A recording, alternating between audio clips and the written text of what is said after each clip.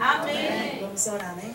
Senhor Deus e meu Pai, Pai querido e Pai amado. Obrigada, Deus, pela oportunidade, Senhor, que Tu nos dá de estar mais um dia, Senhor Jesus, mais uma noite na Tua presença, meu Deus. Obrigada, Senhor, porque temos a certeza, Deus, que o nosso louvor, a nossa adoração, Senhor Deus, chegou diante do Teu santo trono, meu Deus. Abençoa, Senhor Deus, dizimista dessa casa, ofertante, Deus, aquelas pessoas, Senhor Jesus, que por algum motivo não puderam abençoar, Deus, mas Tu és o Deus da bênção, Deus querido. Abençoa cada um que entrou neste lugar, Senhor Deus. Neste momento, Senhor Deus, quero te pedir uma bênção especial, Senhor Deus, para o pastor Genielson, Deus.